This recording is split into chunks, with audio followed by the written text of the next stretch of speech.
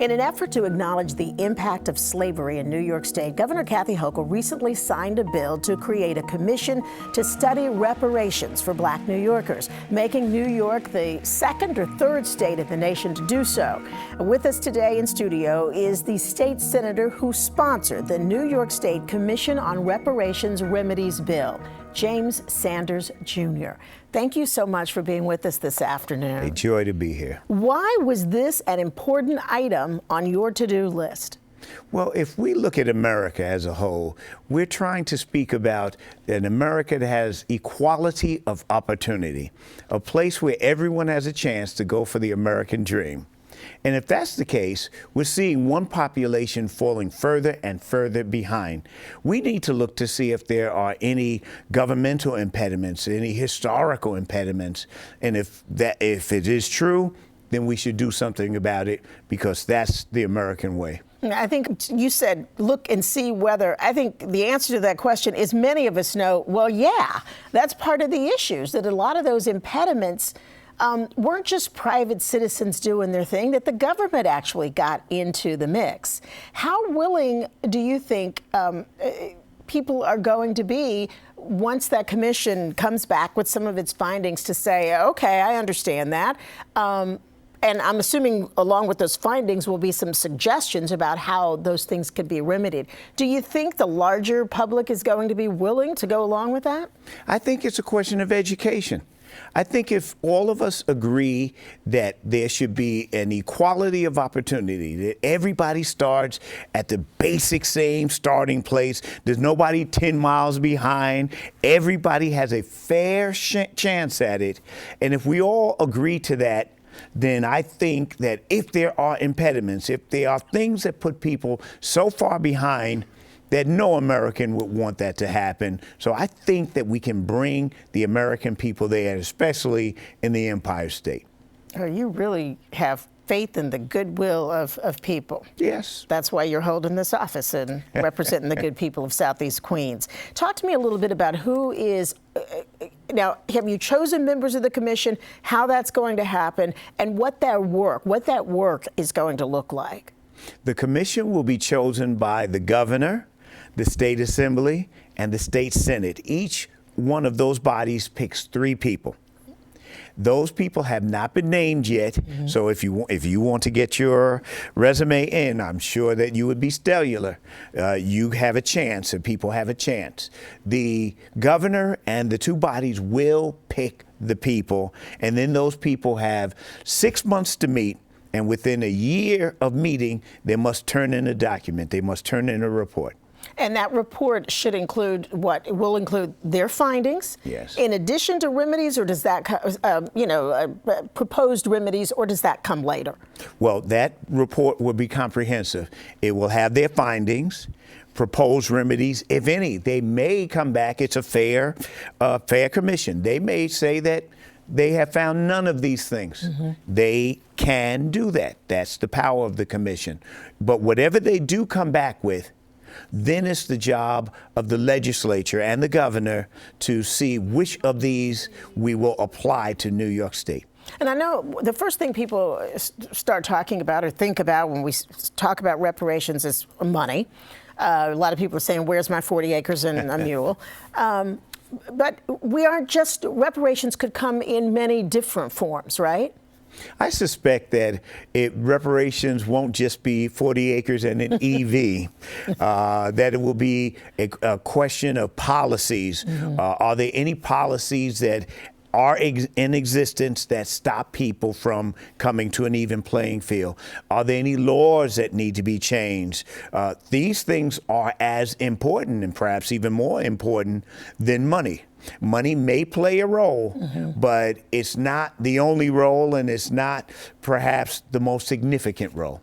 And what do you say to critics who, what are you talking about? You're going to use public money for this? I'm not responsible. What do I have to do with this?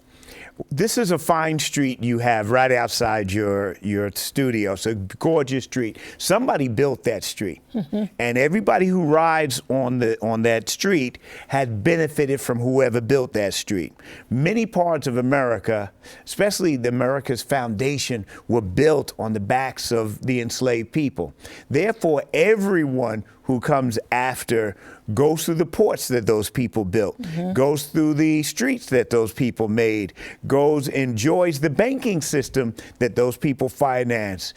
Everyone has played a role here. We all, if you came here yesterday, you have benefited from their work. You may not have benefited as much as someone who enslaved them, but you benefited, and as such, we should make sure that those people get back pay. Ron DeSantis says slaves got something. They got useful skills. Well, we could make the same ridiculous argument about the Holocaust, about the Black Plague, about any of these horrible things. You can say the Black Plague of Europe made a more sturdy population, and anyone who speaks in such a fashion knows neither history nor morality. Yeah. Specifically, you talked about people benefiting, and when you start talking about slavery in the North, the conversation gets real interesting sometime. But New York certainly, or why don't I ask you to talk to me a little bit about how the state of New York benefited from the business of slavery? Gladly. Without the state of New York, or what became the state of New York, slavery as we know it could not have existed. New York had the banks and the insurance companies. Those insured the slaves. They bought the goods that the slaves made. They sold those goods to Europe. They insured the slaves themselves. They built the ships that sailed to Europe. They built the ships that sailed to Africa. New York has an oversized role. Slavery, as we understand it, could not have existed without the institution that we're in the state of New York. Which is why you and others have suggested that really all New Yorkers should be wanting to find out the work of this commission and more about New York's relationship, especially economically and socially, to slavery. Close to here was a village called Seneca Falls, which was established by free blacks. The state legislature got rid of those people, said that there was going to be a place called Central Park, and they gave those people a certain amount of money, never what they deserved, and moved them out. That's an act of the state legislature. That's New York government. Wall Street was built by slaves. There was a wall on that street.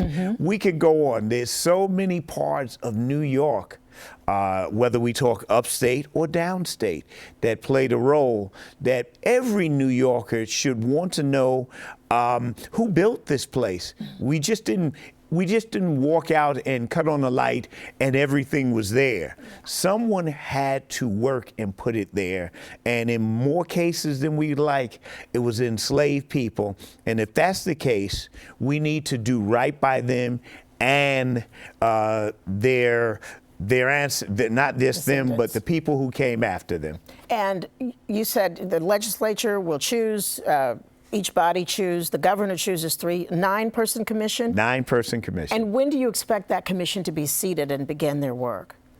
The governor and the state assembly and the state senate have to choose these people within 6 months. Okay, all right. After signing the bill, so the clock is already going. Okay. And within a year after they do their first meeting, they will produce a report. All right, and I just want to ask you, you proud of being able to push this through and get the support of the governor and get the ball rolling? Because this is a conversation that we've been having for a long time. Oh my. As the son of a sharecropper and as the son of a domestic worker, I'm extremely proud to play a role here. But that also says something good about America, that the son of a sharecropper and a domestic worker can be the chair of banking in New York State. It says something good, and that's part of why I have faith in the American people. We're going to do this. It's taken us this long. We've got some road to go. We have some misunderstandings to clear up, but we're ready for it. We're New Yorkers. All right, Senator James Sanders, thank you so much for joining us. The pleasure's mine. We'll be right back.